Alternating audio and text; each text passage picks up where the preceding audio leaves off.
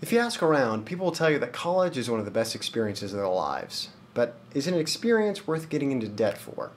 To understand that, you have to understand liquidity. Let's say you take out a loan to buy a car. Now let's say that a month later you lose your job and you can't make the monthly payments. What you can do is resell the car and get hopefully most, if not all, of the car's value back to repay the cost of the loan. Yahtzee! Now you've broken even. So the car has cash value, it's liquidable.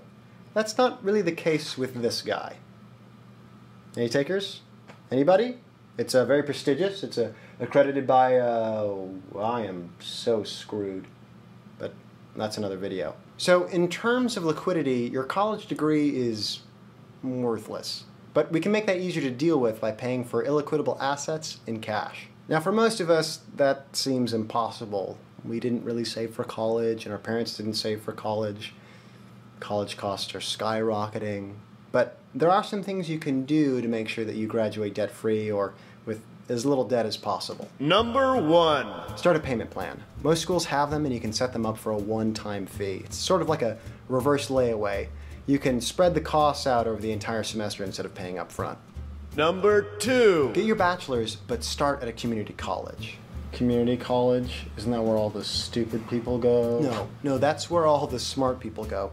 You see, if 2 plus 2 equals 4, it's going to equal 4 at a big university or at a community college. So why pay 10 grand when you could get the same information for 3? By the way, this is the same reason that I'm not going to entertain the idea of you going to a private college or a for-profit, no matter how well-meaning they are. It's just not worth the money.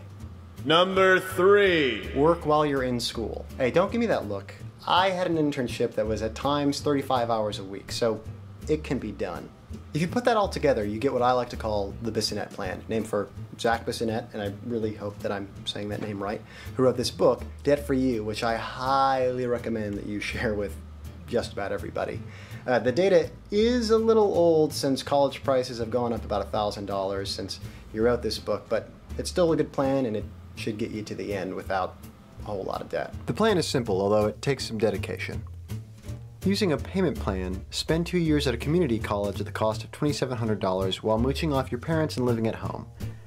I said it was simple, not glamorous.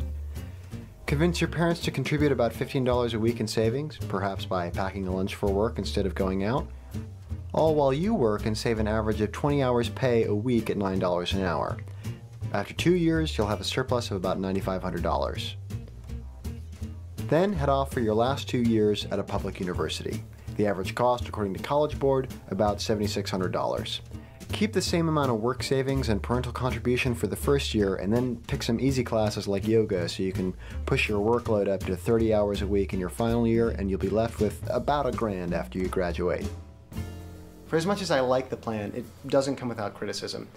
You do have to make about 10 grand a year, and those are just average tuition figures, so where you go, it could cost less, but it could also cost more. But this plan doesn't factor in grants, scholarships, and financial aid. And that's real financial aid. No matter what any financial aid officer might tell you, loans aren't aiding anybody. So if you're willing to put on a duct tape dress for prom, or you're really smart, if you use this plan, your costs could actually be a lot less. So there you have it. And remember, what they don't tell you about colleges is that the person who graduates with the least amount of debt wins.